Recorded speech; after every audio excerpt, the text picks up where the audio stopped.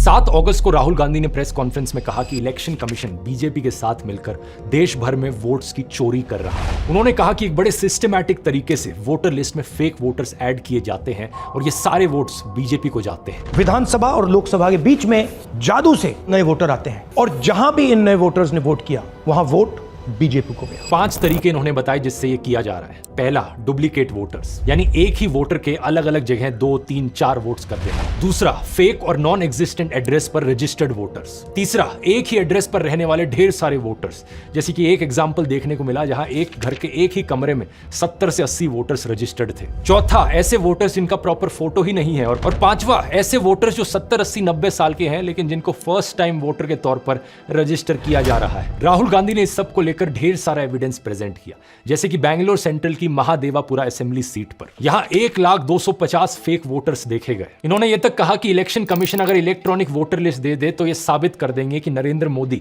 धांधली करके प्रधानमंत्री बने हैं। जब इतना बड़ा एक्सपोजे किया गया और इतने बड़े बड़े आरोप लगे तो पता है इलेक्शन कमीशन ने क्या जवाब दिया? कुछ ही सेकंड्स के अंदर वो ट्वीट करके कहते हैं कि ये एलिगेशंस मिसलीडिंग है। कोई इंक्वायरी नहीं, कोई चेकिंग नहीं, किसी एग्जैक्ट पॉइंट का कोई काउंटर जवाब नहीं, बस मिसलीडिंग घोषित कर दिया। और ऊपर से यह कहा इलेक्शन कमीशन ने कि अगर जांच करवानी है, जांच तभी होगी जब राहुल गांधी एफिडेविट पर साइन करके ओथ लेंगे कि ये सारा डेटा सही है। बताओ जरा। लेकिन कुछ मीडिया हाउसेस ने अपनी इन्वेस्टिगेशंस करी। इंडिया टुडे ने अपनी इन्वेस्टिगेशन करी जिसमें राहुल गांधी का महादेवापुर में मुन्नी रेड्डी गार्डन के हाउस नंबर 35 पर 80 वोटर्स का रजिस्टर होने का दावा सही मिला। ये 10 से 15 स्क्वायर फीट का एक कमरा था जिसमें केवल एक व्यक्ति रहता है, जिसके हिसाब से इस घर का ओनर बीजेपी से जुड़ा जयाराम रेड्डी है। लेकिन इस एक कमरे के एड्रेस पर 80 से ज्यादा वोटर्स रजिस्टर्ड थे। अब बात यहां पर यह है दोस्तों कि पहली बार नहीं है ऐसे आरोप लगे हों। दिल्ली इलेक्शन से पहले भी ढेर सारे सबूत प्रेजेंट किए थे आम आदमी पार्टी ने, जो दिखा रहे थे कि एक वोटर फ्रॉड हो रहा है। इन्होंने एक ही विधानसभा में शादरा में 11,008 वोट काटने के लिए एप्लीकेशन दी।